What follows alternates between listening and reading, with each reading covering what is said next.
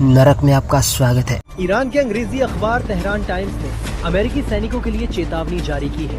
अखबार ने अपने फ्रंट पेज पर लिखा, नरक में आपका स्वागत है। ये शब्द किसी हॉलीवुड फिल्म के नहीं बल्कि उस देश के है जिसने दशकों से दुनिया की सबसे बड़ी महाशक्ति यानी अमेरिका की नाक में दम करके रखा है। जी हाँ, हम बात कर रहे हैं ईरान की।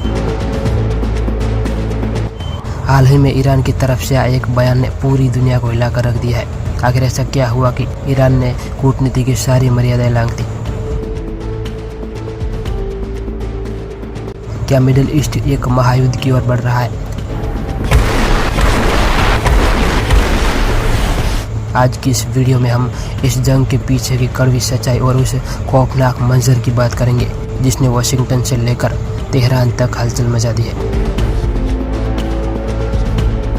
ईरान और अमेरिका की दुश्मनी आज की नहीं है, इसकी जड़ 1979 की इस्लामिक क्रांति में छिपी है।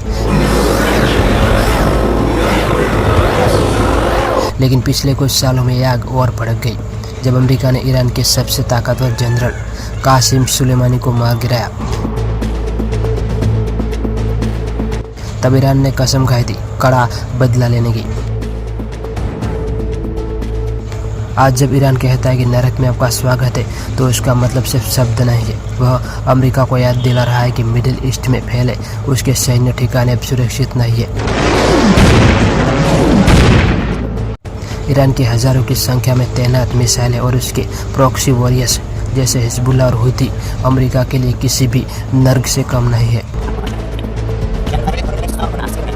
आखिर ईरान इतना गुस्सा में क्यों है? इसके दो बड़े कारण हैं। पहला, इकोनॉमिक्स टेररिज्म।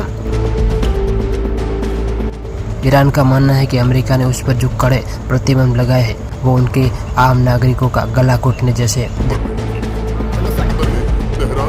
जब किसी देश की अर्थव्यवस्था को बर्बाद किया जाता है तो उसके पास खोने के लिए कुछ नहीं बचता। दूसरा कारण, परमाणु हथियार। ईरान अपने परमाणु कार्यक्रम को तेज कर रहा है और अमेरिका उसे रोकने के लिए किसी भी हद तक जाने को तैयार है। ईरान का ताज़ा बयान उसी दबाव का नतीजा है।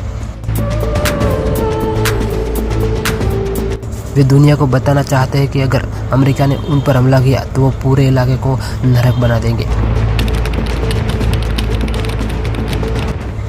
अब सवाल ये उठता है कि क्या ये सिर्फ जुबानी जंग है या फिर वाकई गोलियां चलेगी? विशेषज्ञों का मानना है कि ईरान सीधा युद्ध नहीं चाहता, लेकिन वह अमेरिका को प्रॉक्सी वॉर में फंसाकर थकाना चाहता है। ईरान, सीरिया और लेबनान में अमेरिका पहले ही अरबों डॉलर और हजारों सैनिक खो चुका है। अगर ईरान के साथ फुल स्केल वॉर शुरू हुआ तो तेल की कीमतें आसमान छुएगी और पूरी दुनिया की अर्थव्यवस्था धराशायी हो जाएगी।